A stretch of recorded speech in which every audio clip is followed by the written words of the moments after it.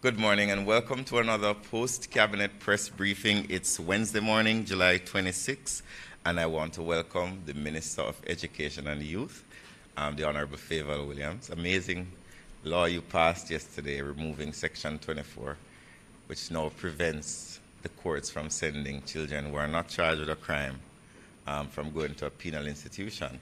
I'm sure you'll be telling us more about that when you come to the podium. We'd also like to welcome your acting permanent secretary, Dr. Maureen Dwyer, and also your acting CEO, Dr. Cassandra. A lot of doctors in the house this morning. Also want to welcome members of the media here and also our support staff from the Jamaica Information Service and PBCJ, and also you, our viewers who are watching and listening online. I want to start off with a few cabinet decisions. At the beginning, we'll start with board appointments.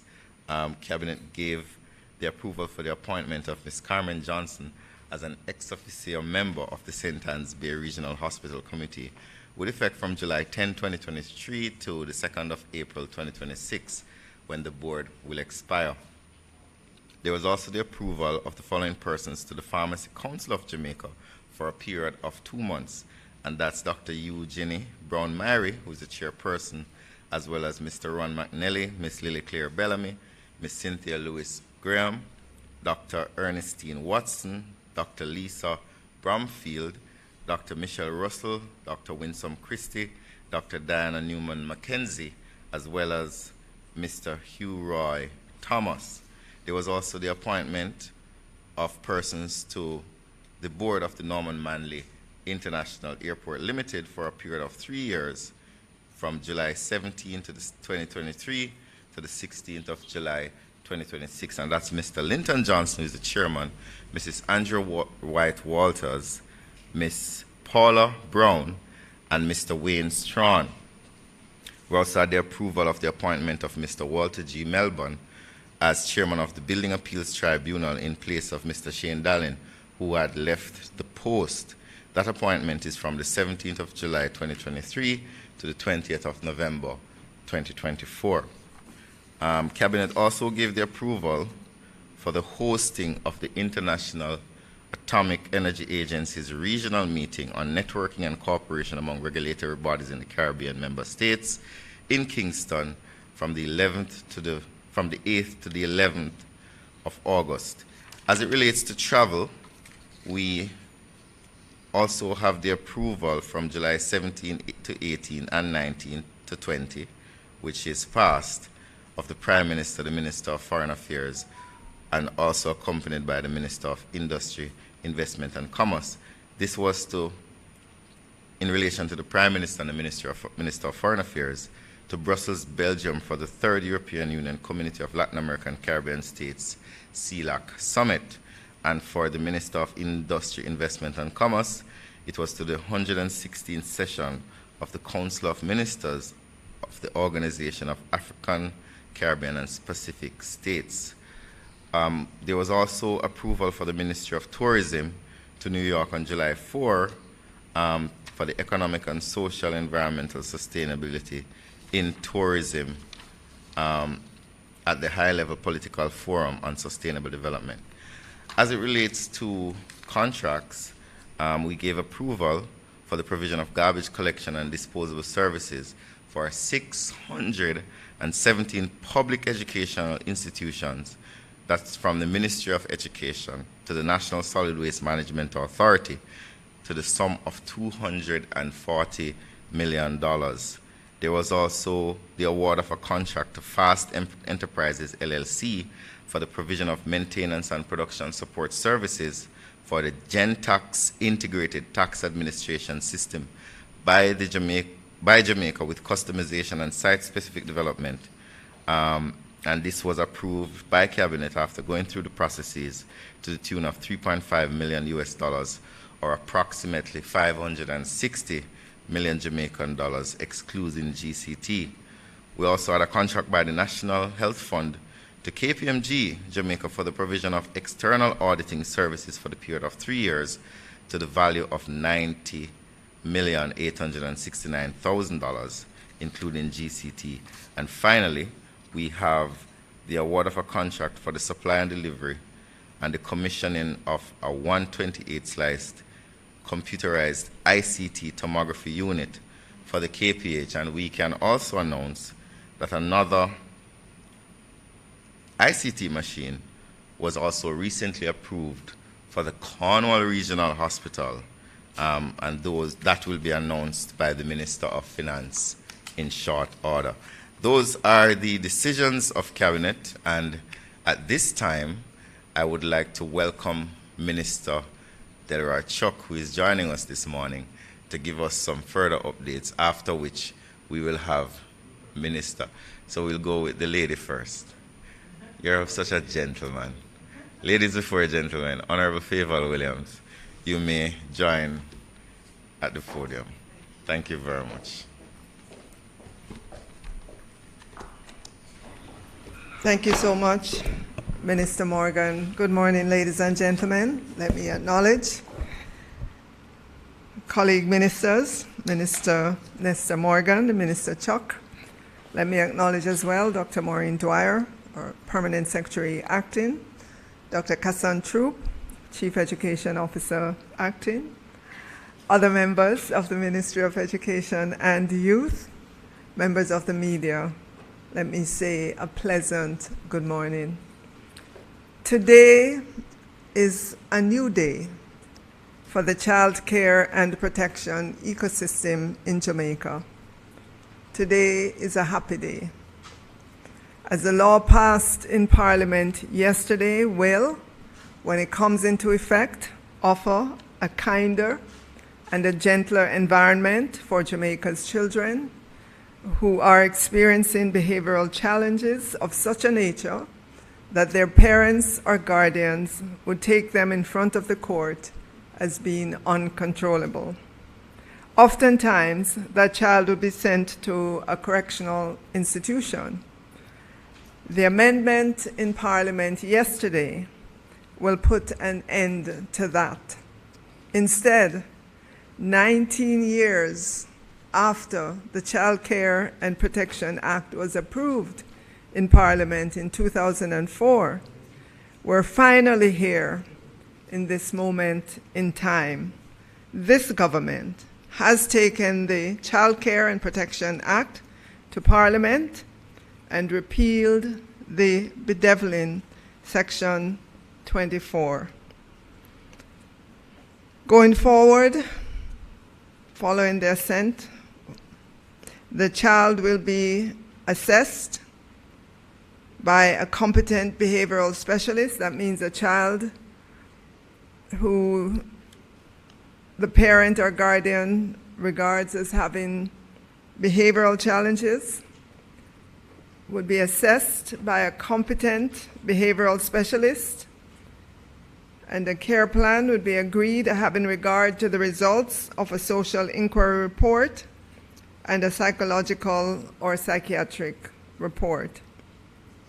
The amendment of the Child Care and Protection Act includes the repeal of Section 24(2), which will enable Jamaica to become compliant with its obligations under notable international treaties on child justice and child rights, and establish a fairer and more equitable means of treating with cases involving children exhibiting behavioral challenges, thereby promoting the best interest of the child.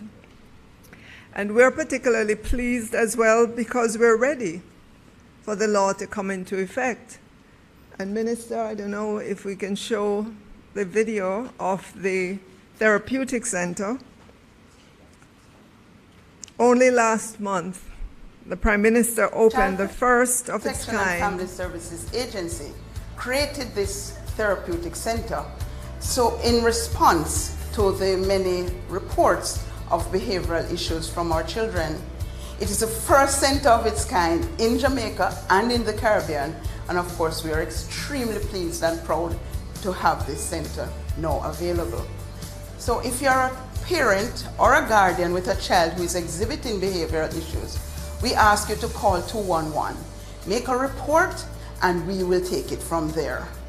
Once the report is received by the National Children's Registry, the NCR, then the team of investigators will go into the field and investigate to ensure the accuracy of the report. Of course, this comes in with the Ministry of Education's transformation, where they would like to see the transformation of the children with behavioral issues in the schools. And so everything ties in with our parent ministry in terms of our approach and what we want to achieve at this center. Absolutely, and that is just the beginning. That is our first non-residential therapeutic center.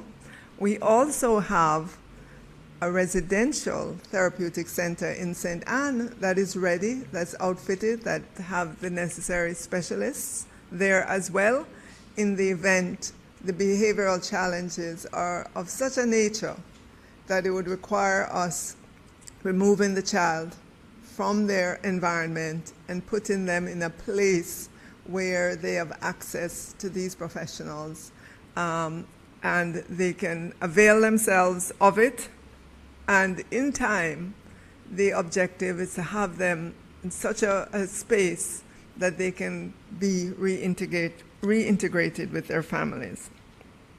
We're also not stopping there already.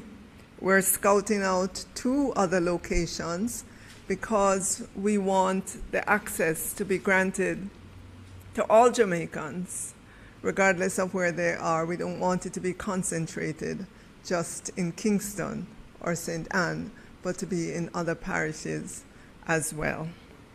And so it's a great day.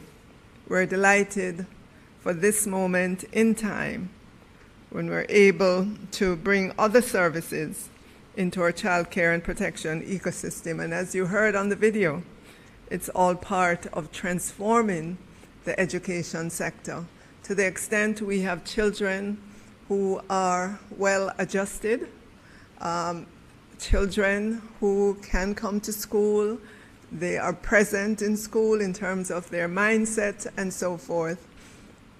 We will have a better education system. I move on now to another announcement of which we are immensely pleased, and that is the announcement that Cabinet approved the expanded staff structure of 832 additional posts for the University of Technology. This is a big deal for the men and women of UTech. And in order to understand why this is a big deal, you have to go back to September 1, 1995. The then College of Arts, Science and Technology, CAST, was conferred with university status and renamed University of Technology, Jamaica. It was given its own act, which was approved by Parliament on June 8, 1999, and signed by the then Governor General on June 29, 1999. As a result of the new university status, the UTech Act, requirements of the University Council of Jamaica, and requests made by governments of Jamaica, successive government, UTech made several upgrades to its programs and structure, consistent with those mandates to support national development. So what were some of those requests by government? In March of 1999, UTech was required to take over the general training of health professionals. This was transferred from the Ministry of Health. Then you had the requirement for UTech to take over the training program for registered nurses. Then later, the Ministry of Health transferred the remaining training programs for midwifery, critical care, nurse anesthetics, anesthesiologist. And later, UTEC was also required to take responsibility for the government of Jamaica's dentistry and dental auxiliary program and public health workers by taking responsibility for the West Indies School of Public Health. So over the years, it took on all these responsibilities, but never got approval for the expanded structure since 1995. So it has grown not only the student base, the number of programs, and so forth. So here we are in 2023.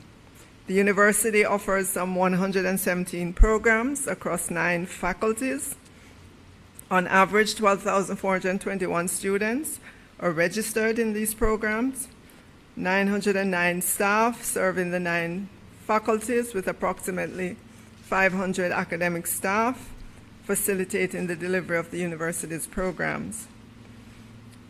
We have an additional 505 staff members who were employed to serve departments critical to the effective administration of the institution. After much work, after much effort on the part of the Ministry of Finance and the Public Service and the Ministry of Education and Youth to do what was required, to do the assessment of the staff and all of that, we're finally here where Cabinet was able to give approval for the expanded staff structure and the current operational pay plan. This has been a long-standing issue for UTEC over its history since 1995, so I'm extremely delighted that this government has taken the steps necessary to regularize the staff structure, giving confidence and certainty to a situation that has been allowed to meander since 1995. I'll conclude by saying that I know that there is still much work to be done. We are committed to working with UTEC in its continued mission to expand access to tertiary education for our students. Thank you, ladies and gentlemen.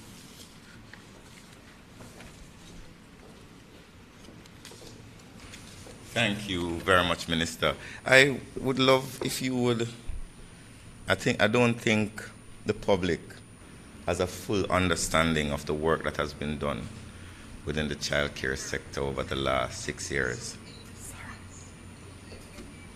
I think you should probably mention the creation of 211, the audits that you have done with the children's homes, the setting up of a task force for the reform of Maxfield, and several other initiatives that you have done over the last period. So Minister Morgan, you're saying it all. Right? I'm sure Jamaicans have now forgotten that you were at the Ministry of Education and Youth responsible for the child care and protection sector, and many of those initiatives were started when you were there. It just took a lot of time to get them done, but one by one we are doing it.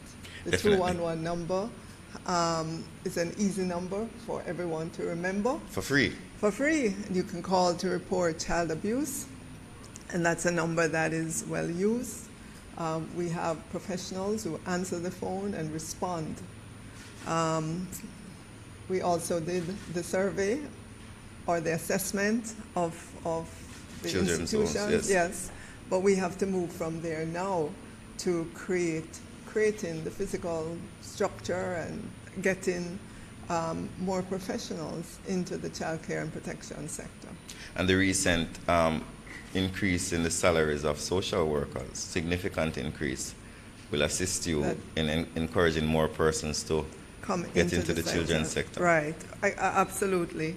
And we're hoping as well that by the strong signal from the government about the care and protection of our children, especially those that are experiencing behavioral challenges, by laying out the pathway that says we will be responsible for doing the assessment of these children. We will utilize the services of trained professionals, psychologists, psychiatrists, to help us to set out a care plan for these children, that professionals, Jamaicans in the diaspora who are professionals in the field, Jamaicans here who are professionals in the field, will also be encouraged to enter the field, offer their services as well.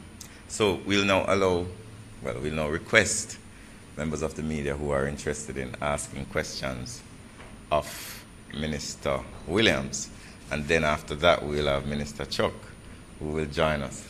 So do we have any questions for Minister Williams?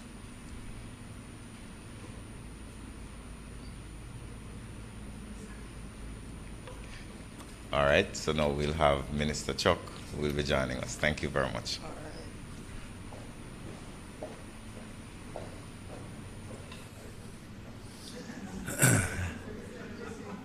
Thank you very much, Minister Morgan. And I just want to begin by saying that Minister Williams and I work very closely. We are working closely with restorative justice so that all the schools can participate and benefit from restorative justice. But what is not well known is that the Ministry of Justice also have 2 other programs that assist children. That is child diversion and victim services. And we have victim service offices in every parish. And we are now equipping these offices to cater to children with the assistance of USAID and UNICEF. So if you look at the victim service offices in, say, Portland and Manchester, they are as nicely equipped as the residential service that was shown a while ago, so that parents can indeed go to victim services with their children and get assistance. Moreover, child diversion has been a great success story which we have not yet told. The restriction, unfortunately, with child diversion is that the child has to be referred to a child diversion officer by the police or the court. And where those referrals take place, we not only have psychological support and testing, but we have mentors, most of whom are justices of the peace, to assist these youngsters. What we hope to do is to expand the act to allow referrals to come from the school guidance counselors and also from parents who have troubled children, that the child diversion program can assist them. Indeed, the child diversion program is one of the areas where the judges have been begging us to expand because they have seen that it has been so successful to get children who, for one reason or another, have been wayward on the right path. And we have so many success stories of children who actually give testimonials how happy they are with the mentoring that they get from Justice of the Peace. And the challenge that the Justice of the Peace then have is that the child doesn't want to leave the continued relationship. And they do continue with the child, mentoring, assisting them in many ways. I just want to change and say that yesterday we passed in Parliament a constitutional amendment to allow 2 officers, the DPP and the Auditor General, to be able to retire at the age of 65, moving from age 60. This was a process that was recommended from 2016. When the pension bill came to Cabinet on the 25th of July 1916 to be exact, as recorded in the minutes of Cabinet, not only did we approve the bill to go to Parliament, and it was passed in 2017, but the records show that the recommendation was made for the 2 constitutional offices of the DPP and the Auditor General to be moved from 60 to 65 so that they too can benefit from the increased retirement age. Unfortunately, the matter sat in the Ministry of in the Ministry of Finance, and only in recent times, Cabinet directed And to be fair, the Minister of Finance looked at it and said, this is a constitutional matter. The Minister of Justice should do it. And Cabinet mandated that I should take it on. Once I got it, I really pushed and got it done immediately because I thought it was important. I'm very, very disappointed that the opposition and others should impute any motive why this amendment was done so quickly. It has been on the cards from 2016, 2017.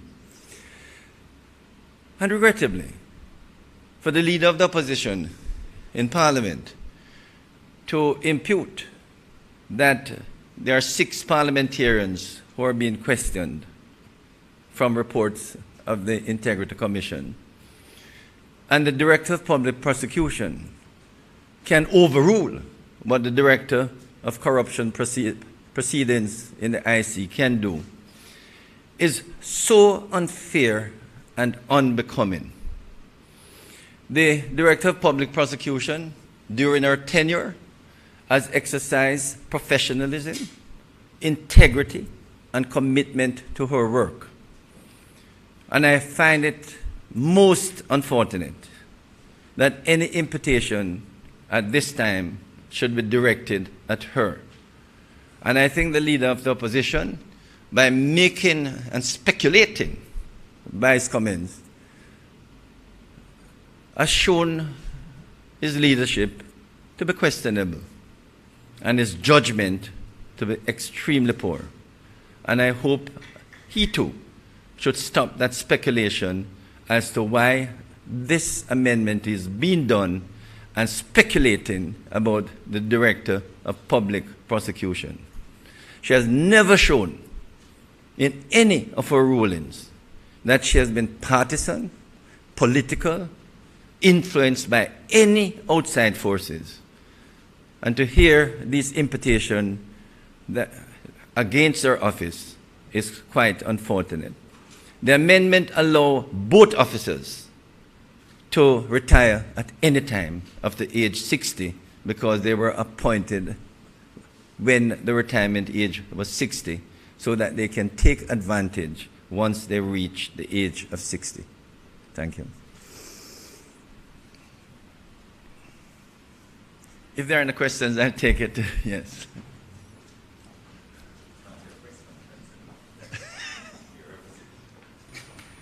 Thank you very much, Minister Chuck. Thank you very much for that presentation. We are opening the floor now for questions to Minister Chuck.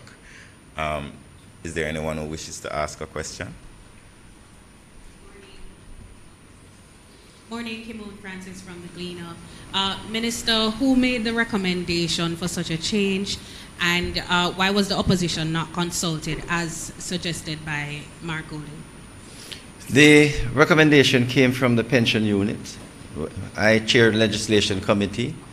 At the legislation committee meeting, when it was pointed out to me that the 2 constitutional rules could not benefit, and then I took it to Cabinet, and the minutes, as I said, noted that the recommendation was made from then.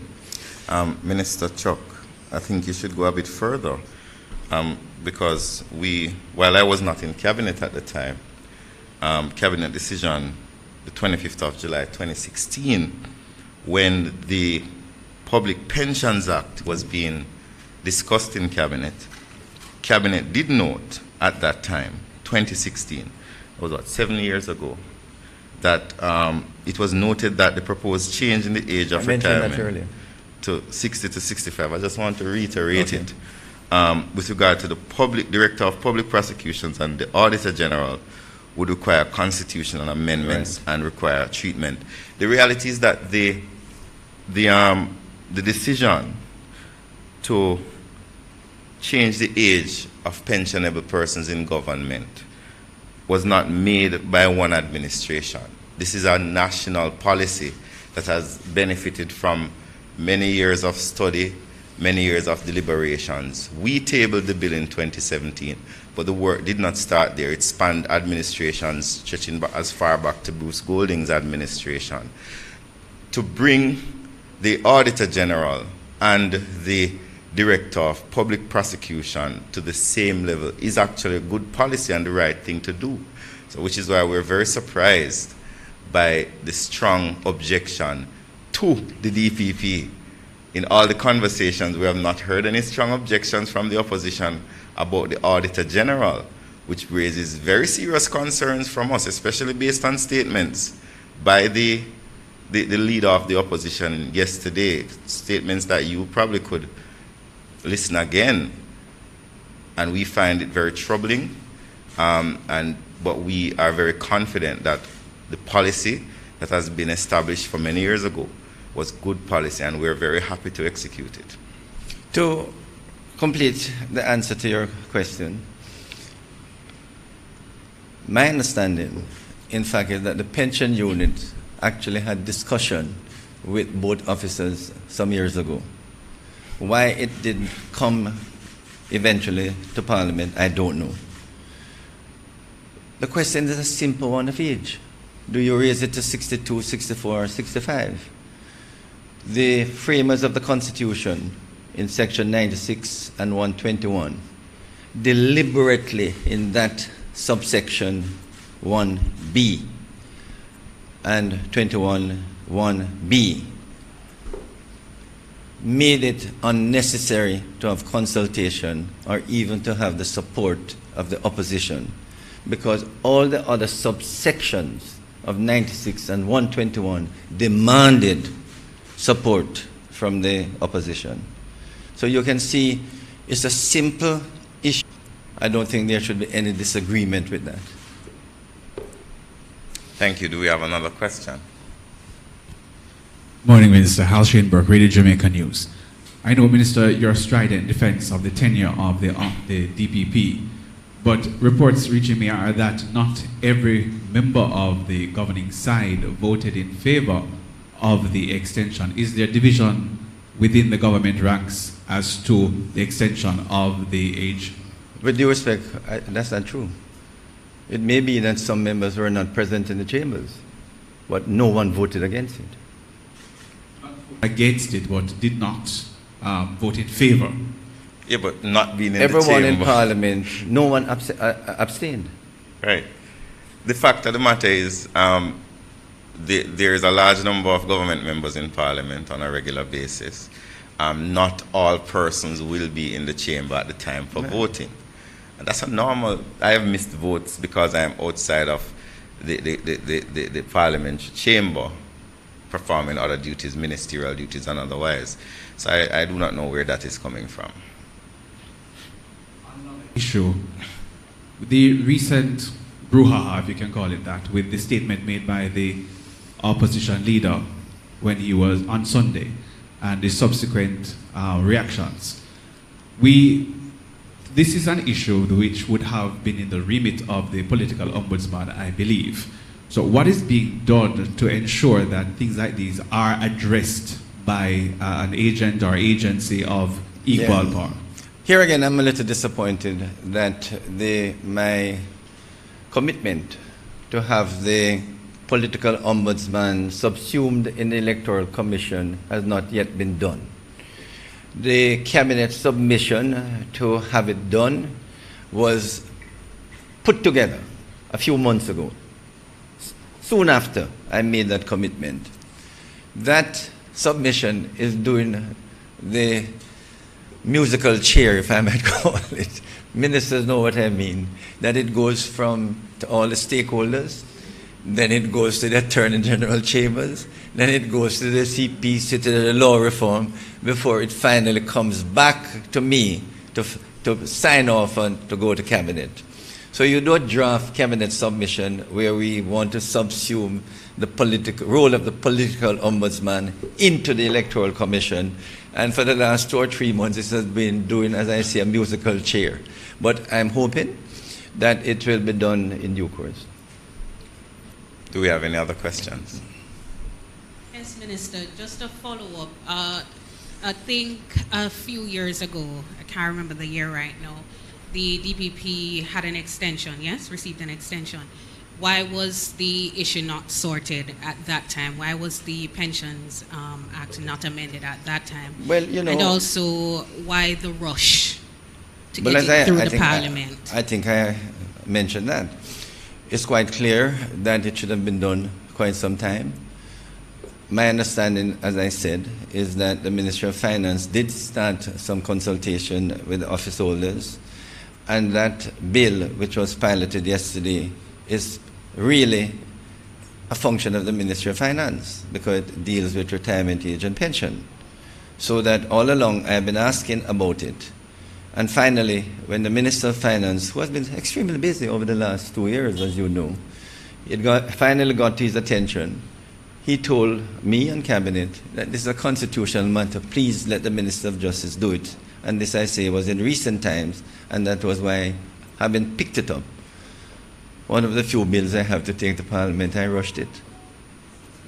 Kimon, don't you find it interesting that there are two constitutional offices that are impacted by this amendment, two very important constitutional offices, but the conversation is only about one? Why is that so? Why is no one asking about the Auditor General? Is it that no one cares about increasing the age of the retirement for the office of the Auditor General?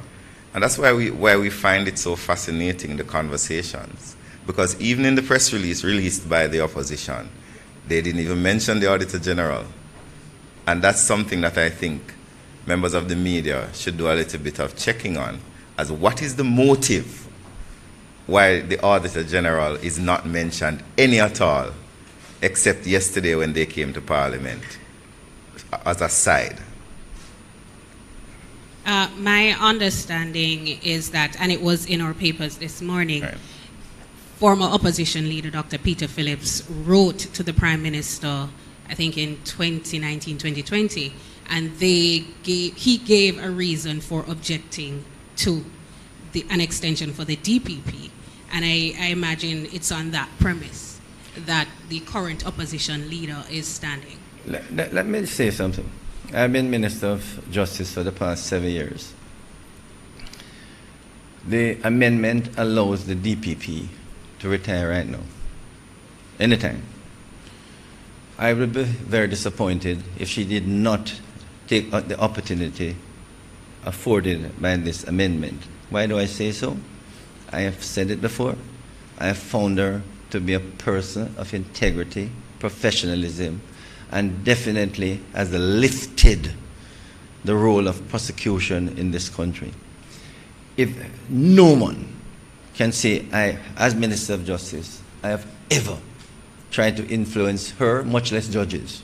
I know my jurisdiction. I know my role. So that I can say that I would be very happy if she continues, because she has demonstrated that she is a professional, she is open and transparent, she responds to any question about her rulings, she gives good authoritative reasons for her judgment, her rulings, and I'm quite proud of the work she's doing. Thank you. Is there another one? Shane?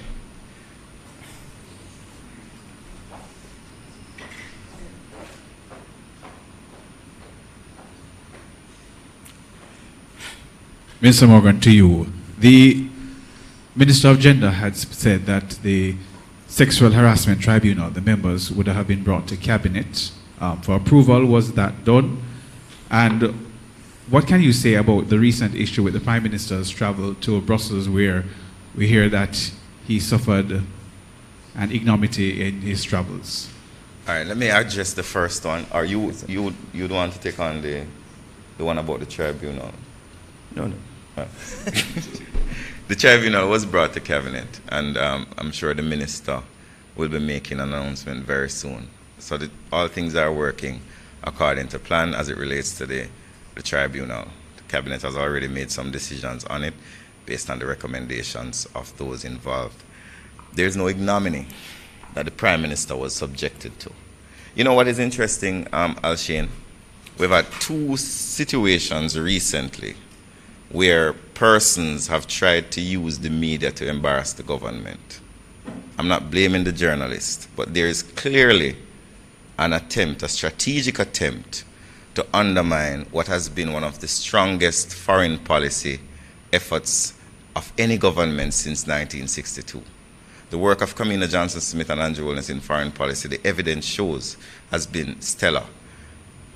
There was no war or argument between Jamaica and the United States, but yet it was published based on anonymous information that there was a big spat. The US came out and said nothing no go so. We came out and said nothing no go so, but the conversation still maintains. A clerical person at the Jamaican embassy overseas made an error on a form, which caused the Prime Minister, instead of going through one door at the airport, to go through another door at the airport. And we see it going around that the Prime Minister had to take off his shoes and be searched, when nothing like that happened. It's not the first Prime Minister, or even the first time this Prime Minister has had to go through a different route through the airport. I traveled the Prime Minister for many years, and there were occasions where we had to take a different route. Why is it now all of a sudden that we're seeing these stories coming out, which are not borne out in fact? There is absolutely no evidence to support the stories about issues between Jamaica and the United States, when the reality is and the fact is there are no issues between Jamaica and the United States. I hope that addressed your question. Thank you very much. Do we have another one? Okay, Moon, you're running the marathon today. Haven't been here for a while. You need to come more often. I like you being here. You ask some very important questions. All right, Minister, so the government and the U.S. have both said there is no issue, there is no row. What we have not heard is whether or not an application was made re a diplomat's spouse. Well, they said that there was no such application. Didn't they say that? Where? I'm sure I read where the U.S. said that there was no issue with any diplomatic spouse. I'm sure I heard, I think it was a weekly press conference, and correct me if I'm wrong, by the State Department, where they dismissed that argument. Now, I cannot speak on foreign affairs effectively because I am not privy to the documents and correspondence. My main point is that Jamaica and the United States maintains one of the strongest bilateral relations that we've ever had in a very long time. There's always an open door policy. The minister engages with our partners. The ambassador in Washington engages with our partners on a consistent basis. It is unfair to Jamaica for persons whose interest I will not enumerate at this podium to seek to undermine that relationship, where we are now have to be fielding hundreds of calls from members of the diaspora concerned about the relationship based on a lie. There is no spat. And we are government.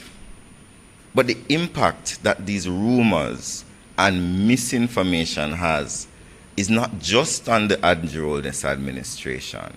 It has impacts on regular Jamaicans who live in the diaspora and also Jamaicans here. So when they spread these lies, Kimon, and they think they're hurting just the Andrew Holness government, no, they're hurting their fellow citizens. I got a call yesterday from a radio station in Florida saying that they really need to talk to someone from the government because people are panicking because of these rumors. Think about the damage that that is doing to the country. So the next time they come to you guys with a leak, you need to ask them for the evidence.